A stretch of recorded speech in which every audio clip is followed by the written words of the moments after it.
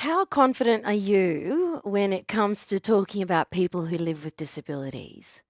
How we approach speaking about disabilities has certainly changed over the years. Tomorrow we'll see the closing ceremony of the 2020 Tokyo Paralympics. Maybe you found yourself talking about one of our athletes and wondered, am I using the right wording there? If you've ever found yourself uncertain about how to talk about disability, you're not alone. New research shows that 1 in 3 Australians are not confident they know the politically correct terms when referring to someone with a disability. And get this, half of us have used an offensive term to describe a person living with a disability. This new research carried out by developing Australian communities also found that some of us feel completely clueless about what words to use when talking about disability. So, how can we do a better job? What are the correct terms to use when talking about disability? And to answer these questions and more, I'm joined by River Knight, co-founding directors of Developing Australian Communities, and Bianca Saez. At just 5 years old, Bianca was diagnosed with one of the worst cases of Tourette's Syndrome in the world. She dedicates her life to educating the community about her disability and supporting those with similar conditions and documenting her experience. Uh, Hello, Hello. have I got you both? Yes, I'm here. Bianca's here. Hi, Bianca. Great. And do I have you, River? You certainly do. Fantastic. I love it when technology works. Hey, River. Hi. Tell us more about the research findings.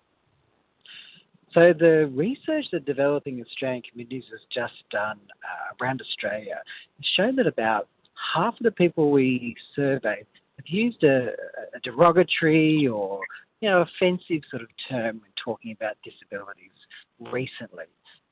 Some of the other interesting things we found is that 18% of the respondents describe themselves as being almost totally clueless on how to talk about this really important topic just because they're just unsure and treading on eggshells. And you found that 1/3 of us aren't confident using the politically correct term for people with a disability. Why might that be?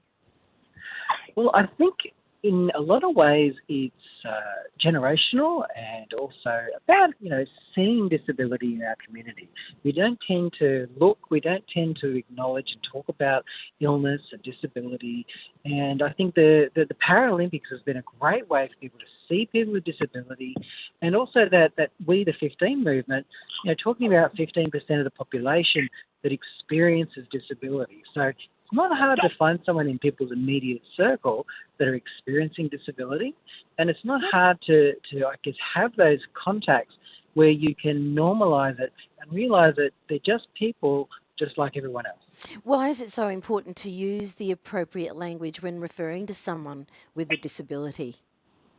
Well, the reason it's so important is the way we talk really shapes the way we see the world, and it shows the way we see the world. And we can value, we can devalue, or we can talk about people in a way that strengthens or encourages, or we can talk about things as being finite. So when I say a disabled person, it's very different than saying person who has a disability.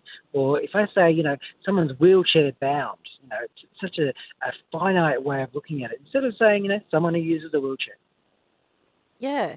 What is the correct terminology to use for the disability community as a whole? So we like to start with a person first. So you talk about a person with a disability, and that's the preferred approach. We want to make sure that people look at disability as one part of a person, not their entire encompassing life. But even in the disability sector, that's really tricky because some people don't like that themselves. So they may actually say, I'm not a person with autism. I actually prefer being called autistic because I don't carry autism in a backpack around with me. No. So even within the disability sector, people have different preferences. So we say, look, if you're really uncomfortable, you're really not sure, start by asking that person. So what about saying, so and so is disabled. What's wrong with that? Well, when we say disability, the disability is about what I can and can't do. So, if I'm using a wheelchair and I can get into a venue or accommodation setting and it's flat, well, I'm not disabled. I can access that venue. My disability is not something that's holding me back. So it's not really a disability. Maybe I'm not able to have a lot of movement in my legs, but it's not disabling my ability to participate in life. But if I have stairs in front of me, then I very much have a disability and I'm not able to access and participate in the things that everyone else is doing. And that's the difference. So when I say disabled, it's kind of like saying you can't do. And you know what? If we take away those physical barriers, those psychological barriers, those ways that we exclude and marginalise people, it means that we're able to show that people can participate and be valued in our community. So what's the difference between she's in a wheelchair versus she uses a wheelchair?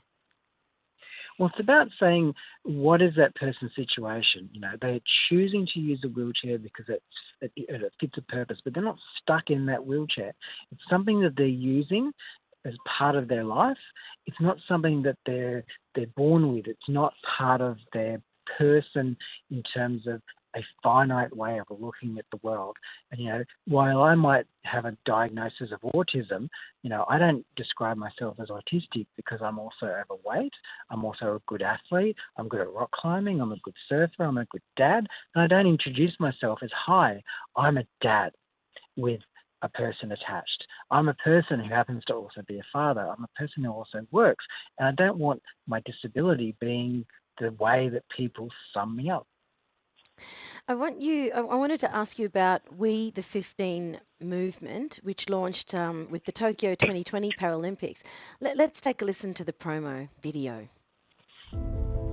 You're such an inspiration. So brave. You remind me to be happy. I love that you don't let it get you down. Good for you. It breaks my heart. Look at you out and about. You push us all to do better. You are superheroes. Really? Yeah, there were superheroes, all right. For getting the kids out the door on time. We push strollers. We break homes. But there's nothing special about us. We have them over here. Listen with duvets. Watch reality TV. Pretend we're watching reality TV. We swag drag. We go on first dates. And get lucky too. So are the pedestals on ice? And the pity tolerated. We're not special. That's not what it's like. Non è la nostra realtà. And only when you see us. Wonderfully ordinary. Wonderfully human. Only then Can we all break down these barriers That keep us apart. Excellent. Tell us about the We the 15 movement. That's a wonderful way of looking at disability and sort of normalising it. So people with disability, even myself included, being able to say, you know what, I'm not here to be your inspiration. Maybe I'm doing some great things, but I'm just a normal person, and that's what a lot of people in the disability community want people to understand, that we're not actually extraordinary, special people. We're actually just people. And that's a really important part about accepting people in the community. I mean, there's some great people doing some amazing things. The Paralympics is a great example of that. I would have no hope of swimming that far, as a lot of those Olympics do. I would drown before I got to the 25-metre mark.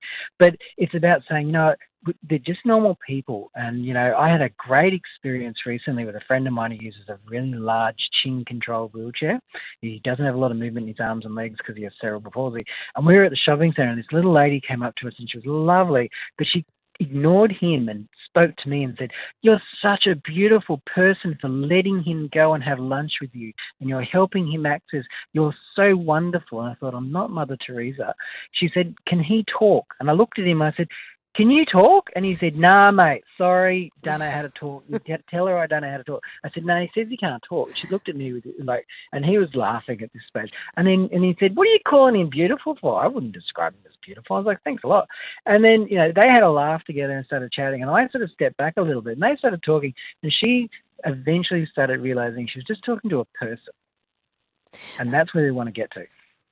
Are there particular disabilities that people have a hard time, getting the right terminology for? I think so, because what happens is the names that we use to describe some disability diagnoses kind of changes over the years. And some of the words that we use, they might have been actually perfectly correct years ago, and now they've changed and people have changed the way they like things. So it's not about, people being expecting that people are experts on it. So, years ago we used to talk about, spasticity and being spastic, and now we use things like, they have high tone or maybe they have cerebral palsy. We don't use that word because it kind of took on a different connotation, got used in the playground a little bit, and is used as a way of describing someone in a negative way. So we just changed that word, and we don't expect everyone to know all the right words. So if we just say, let's start with just the person first, and don't worry about trying to sound like you know everything about disability. Just start with that person, and you're probably not going to go wrong.